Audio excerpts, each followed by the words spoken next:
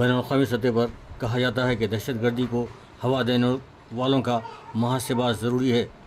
اس محاسبے میں پہلے حکمرانوں کو شامل کیا جائے، ورنہ ملک کے حالات دن بدن بگڑتے ہی جائیں گے۔ ہمارے مرکزی وزیر جب بھی بین الاقوامی اداروں میں کچھ کہتے ہیں تو سب سے پہلے دہشت گردی کو ہوا دینے والوں کا محاسبہ ضروری ہے کہ صدا بلند کرتے ہیں۔ ہمارا بھی یہی مطالبہ ہے کہ عالمی ادارے حقیقی دہشت گردوں کی نشاندہی کریں اور انہیں سخت سے سخت سزا دیں۔ ابھی حال ہی میں وزیر دفاع راجناتھ سنگھ نے شنگھائی تعاون تنظیم میں اسی مطالبے کو دہرایا ہے۔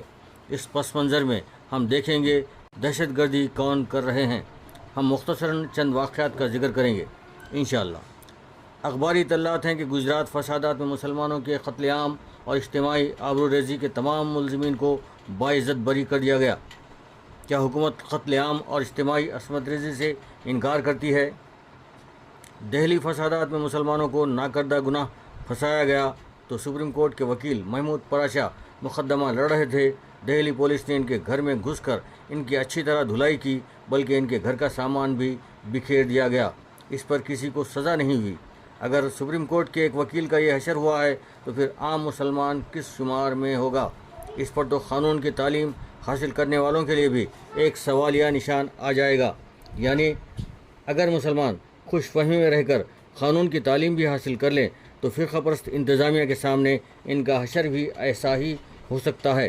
مراد آباد میں بجرنگ دل والوں نے نماز تراویح ادا کرنے سے روک دیا اور پولیس نے بھی ان نمازیوں ہی پر مقدمہ دائر کر دیا، حالانکہ یہ تراویح کی نماز ایک شخص کی ذاتی ملکیت والے مکان میں ہو رہی تھی۔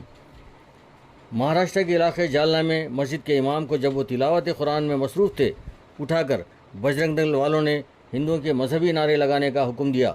نہ ماننے پر ان پر تشدد کیا گیا۔ کیا یہ باتیں تشدد دہشت گردی کے دائرے میں نہیں آتی؟ کیا اس کا محاسبہ نہیں ہونا چاہیے؟